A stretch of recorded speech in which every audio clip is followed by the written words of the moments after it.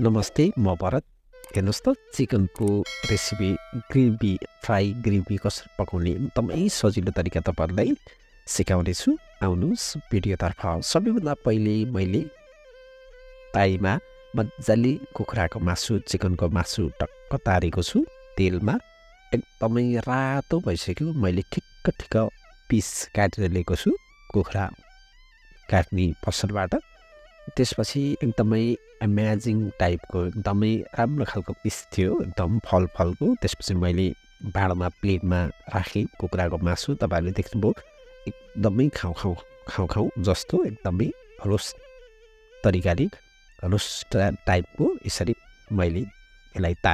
तारिसकेपछि मैले ताई बसानी त्यसपछि तेल राखेँ अब के राख्छु प्याज राख्नुभन्दा अगाडि अदुवाको पिस राखेँ मैले 2-3वटा पिसहरू एकदमै चाना बनाएर एकदमै मिठो हुन्छ अलिकति टेस्टी हुन्छ त्यसपछि मैले प्याज राखेँ प्याजलाई र अदुवालाई मजाले भुटिसकेपछि अब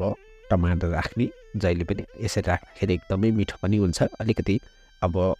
मिक्स तरिकाले अलिक थोरै पाक्न दिनुपर्छ अलिकति 2 मिनेट 1.5-2 मिनेटसम्म हामीले यसरी भुट्यौँ भने मजाले पाक्छ त्यसपछि मैले तयार भयो अब कुखुराको तारेको राखेँ मासु राखिसकेपछि एकदम फ्राई ग्रेभी एकदमै मिठो हुन्छ त्यसपछि मैले ड्राई मसलामा नुन राखेँ त्यसपछि मिट मसला पनि राखेँ थोरै तपाईँहरूले राख्नुपर्छ भन्ने छैन बेसार राखेँ बेसार त एकदमै इम्पोर्टेन्ट कुरा हो हामीलाई आयुर्वेदिक दृष्टिकोणले पनि त्यसपछि जिराको धुलो त्यसपछि धनियाँको धुलो राखेँ अनि थोरै लाल मिर्ची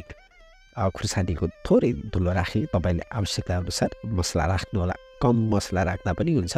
तपाईँहरूले कस्तो खाना मन छ तर एकदमै सोचेको भन्दा यो एकदमै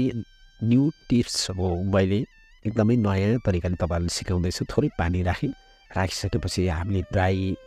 सुक्खा मसलाहरू एकदमै दायाँमा लागेको हुन्छ यसरी भइसकेपछि अब पाक्छ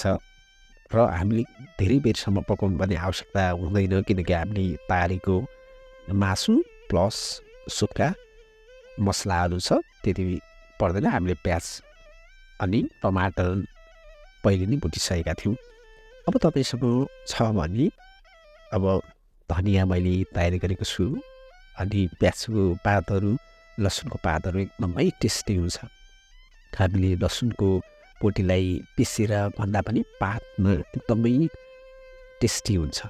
यति भइसकेपछि मैले अब हेरेर एकदमै खाउँ जस्तो भइसक्यो रातो भयो एकदमै मसला पनि कम छ त्यसपछि मैले यो धनियाँहरू मैले प्याजको लसुनको पातहरूलाई मजाले यसरी राखेँ लसुनको पातहरू र त्यो राखिसकेपछि मजाले यसरी चलाउँछु चलाइसकेपछि अब